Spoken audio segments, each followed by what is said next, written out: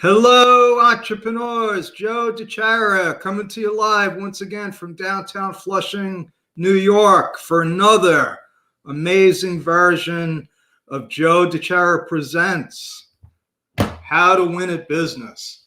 And tonight, folks, we're in tax season, and that doesn't mean a lot to most people that aren't in the tax business. I understand that.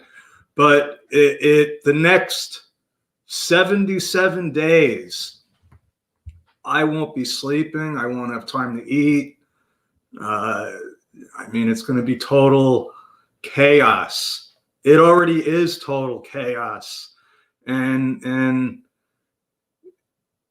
we don't have time anymore to beat around the bush. So my topic for tonight, what I want to talk about is really how do you make money, which seems like it's not about taxes, but it's really it really is. And if you're watching live, give me a hashtag live. If you're watching the replay, give me a hashtag replay because it makes me feel good. I'm still not good with the comments, but if you have any comments, I will try to respond afterwards. And, I have a couple of quick stories, sad but true. The first one I want to talk about is what I just went through with the client. So my clients know that when they get a notice, just take a picture, send it to me. I can look at it, and within, literally seconds, I know what the issue is. Only because I've seen hundreds of thousands of them. Hi, Wendy. See you there. So, and what was this? This was another notice of intent to levy, which you probably don't know what that means, but it's not good. It means that the IRS has been telling you that you owe money, and you've basically ignored them for months. Now, that doesn't happen with my clients because they get a notice, I respond. It's documented. It's like clockwork. The last few months, I at least 5 clients got these notices of intent to levy for issues that I responded to. And looking back, I'm like, well, they never responded back because guess what? COVID hit. And, just like everything else, the IRS was on lockdown, and so they were already behind.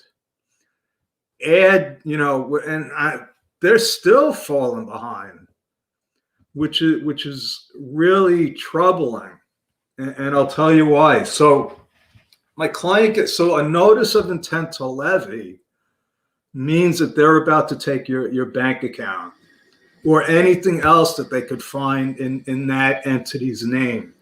So this is a corporation. They're not going after her personally, but they're going after the corporation. Now, normally, the way I handle this, because I'll get clients that are already there, new clients, and that's why they came to me, because they have a problem. I send a power of attorney to the IRS. I get on the phone with them. And actually, I get on the phone with them and I fax them the power of attorney, and I could resolve a lot of these issues like quickly. Not anymore. And CPAs have a special CPA priority tax hotline. So I have a special line, and they vet people because when they don't want people saying that they're CPA or a tax professional when you're not. That's not good to lie, blatantly to the IRS. So I get a special line, and now when I call, I'm lucky if I'm on hold for only an hour. Okay. That's after going through about 10 minutes worth of menus. So I'm not dealing with people, I'm dealing with the machine. And when you get to the menu, the last part that says, if this is about a collection matter, hit 3. So when you hit 3, you get the message, we're sorry, but we can't handle this type of call on the phone today. Please call back another time. So they're sending a letter saying, listen, we're taking your money unless you respond. So we can't call. Now, the other thing, so that was only one letter. We got another letter for an issue, a separate issue that I responded to in July of 2020. July. She just got a letter saying, thank you for your response on July 17th. We need more time to investigate this matter. Okay. The matter was a 941 form that was 0, and they were looking for it. We filled it out. It's as simple a process as you can have. They need a form. It's 0. You know, if anybody ever heard my ice cream truck story where I got a tax warrant because I just didn't send in a 0 sales tax form, that it was the same thing. But now they need more time to research this matter. So what does this tell me? The bills aren't stopping, and it's not just the IRS. It's the state and local governments. My clients are all still getting bills, and we respond to them. And I'm talking about bills where they don't actually owe the money. Like in California, where I had 4 clients get hit for not filing an extension and not paying, but we had proof. I had proof that they filed, and they had proof that they paid. So what is this telling us? This is telling us that the system is really messed up now. Really, really messed up. And that's why it is so much more important to have all of your I's dotted and your T's crossed, and to be on top of what's going on. Now, luckily, my client is on top of things. I mean, she helped run a large organization. You know, we know the paperwork trail. We know what needs to be done, and we're still running into problems now. And there were problems that I could easily fix. Not always easily, but I could fix them. And now it's become, I'm going to do my best. Okay. So, you know, things like what I've been talking about the last couple of days with the 1099s, that's not a joke. Don't take that lightly. If you need to file 1099s or receive a 1099, be on the lookout for it. Be on top of that. But tonight, what I planned on talking about is, how do you make money?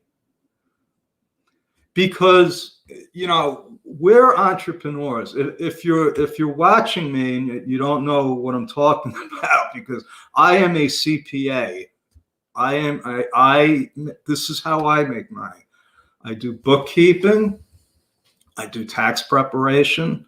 I set up corporations. And a lot of times I fix tax problems. That's it. I got four main ways of making money that I focus on. Those are the services I deliver where people have to pay me. I'm providing and so that's the motivating factor. If you need bookkeeping and we're a fit, that's now I'm in business. Too many times, I have run into people that think that they're running a business, but they're not, because they can't define how they make money. It's a disconnect. It's a one of those things that you need to be cemented on if you're going to run a successful business. So case in point, I'll give you a couple of sad but true stories. I can't name names, but I will tell you, okay, here's story number one. It was a new client I got about 10 years ago. The guy was looked like he was at the peak of success. It was like he was in the newspaper, people were talking about him, and I landed him as a client. Okay, it was, oh my God. Now this guy knew a lot of people, and instantly I had a whole pool of new connections, new clients, and it was great. That was in his third year in business. And it, when you're starting, and so this was a business that it went from all of Long Island into Queens. So it was it had a lot of potential. 4 years later, he celebrated his 7th anniversary in business, and his net profit was $30,000, below the poverty level. In that 4 years, I got to see how he ran a business, or how he thought he ran a business. That was not a business, not a profitable business, not a viable business. And I didn't mention that he had a 50-50 partner, and this was his full-time job, his business. He did not know how he made money. He thought he knew why he had such a big circle, why he had such a following, but he could not monetize it. So I had no choice but to fire him as a client, because he was never going to make money, because it wasn't really about the money for him. It was about his ego. See, having all of those people follow him made him feel good, but that's not a business. If you want to feel good, then do something good. But there were people depending on him. He had a family, and I could not, stand by and watch him just fill his ego like that. That I was not helping him. This week, I hope that I scared somebody out of going into business, because what happened was, he called me. He said he thinks that he needs an accountant. He thinks he needs an accountant because this is what happened. He inherited about $400,000 worth of Persian rugs from his father's estate. And he got this idea that, he would sell them on iTex, which is a barter exchange. And he wanted to know, how he should set this up, and, sales tax. And I told him, I said, well, if you want to do this as a business, you need to be a corporation. You need to register for sales tax, once you start making money. And I said, you do realize that barter is not cash. You need to have money to pay just to set up a corporation. Not a lot of money, but, have you ever been in business? And I wasn't giving him the answer that he wanted. So, I had to tell him, I said, listen, you inherited the rugs. You could just sell them on eBay. It's not a business. You inherited them. You don't have to pay taxes. When you sell those, you don't have to pay taxes on that. And he didn't understand that. He just thought that he wanted to be in business. That is not a business. Okay, so my ice cream truck in my last semester of school, before I was graduating with my accounting degree, and I was gonna graduate and start my career as a world famous entrepreneur. And I wanted to use the ice cream truck as a business model. So what was I sold ice cream. It was simple, ice cream and candy. It was fun. I made a profit. So that was a business. That wasn't a job, because I had to go out and produce. I had to, get in the truck. I had to buy gas. I had to find the kids. I had to sell the ice cream. That was my product. If I didn't sell ice cream, I wasn't going to have fun in my last semester in college. And I did have a lot of fun. So that's my story, folks. I'm sticking with it. If you're starting a business like Wendy is just starting a business, and she's taking her time.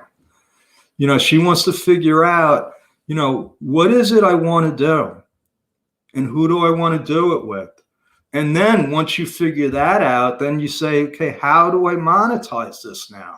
How can I make money with it? And that's the key.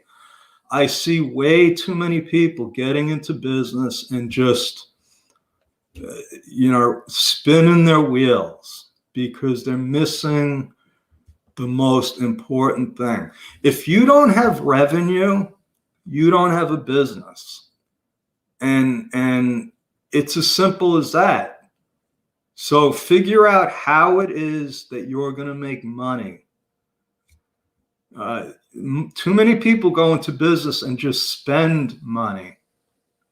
You need to make money. So sounds pretty simple to me. I hope I helped at least Wendy. You're doing a great job, Wendy. It's great to see you. And that's my story. I'm sticking with it. Joe DiChiara, over and out. Thank you.